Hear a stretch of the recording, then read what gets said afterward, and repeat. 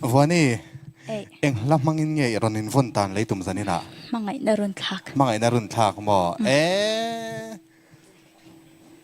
Runthlak tak takang mo Runthlak ang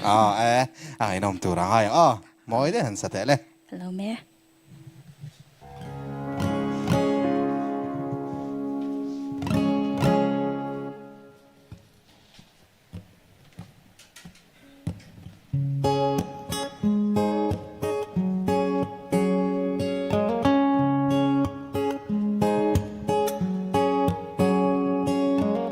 Shin nun moi na ti pham kim turin katong ve mangai di ve cha bay se lo le tum lok lo lim na a khen lung lai lo zo nghe ting mit kha an na cham re ton mang ram khen ngã cần đi lên môi suy lung rùa la đầm lại par trên chín kha mà ngày na run thác mấy chẳng dấu ta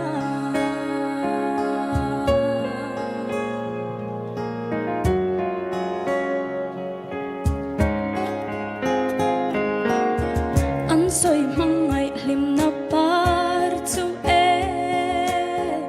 a vul lai môi lăng má se vul lai rei lo rin om na tel lo chua hoạt na at sang duy lệ mai chi ting mit kha an na cham re ton mang ram khen ngã cần đi lên môi suy lung rùa la đầm lại par trên chín kha mà ngày na run thác mấy chẳng dấu ta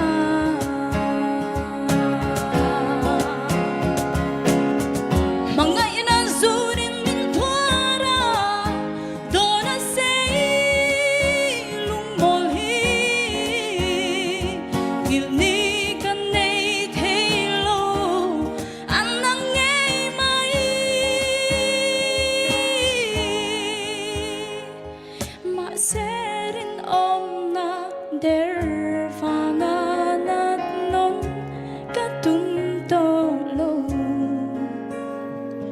hun in na liam pui to si a ting mit kha an na cham re ton mang ram khen ngã cần đi lên môi suy lung rùa la đầm lại par trên chín kha mà ngày na run thác mấy chẳng dấu ta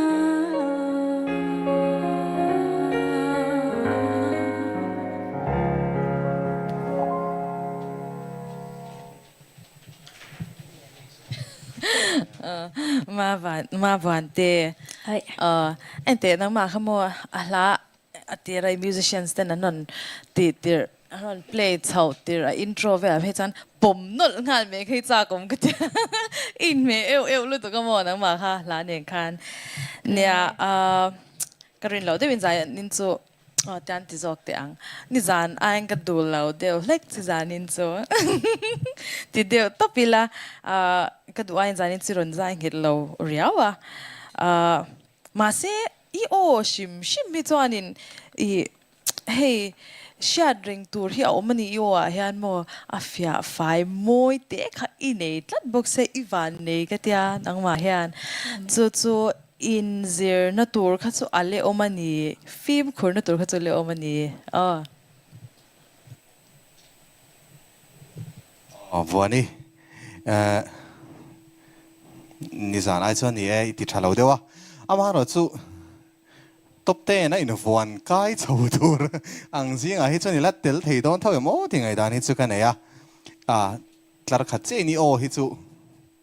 i o hi chuan sound engineer in a mixing a da kar thum velan na tur hi safe ngalin ka ria a fai fil ngal thap mai mo ten fai ngai tur hi an na hi safe sak ngal riau tra a moi thi ne kalam le to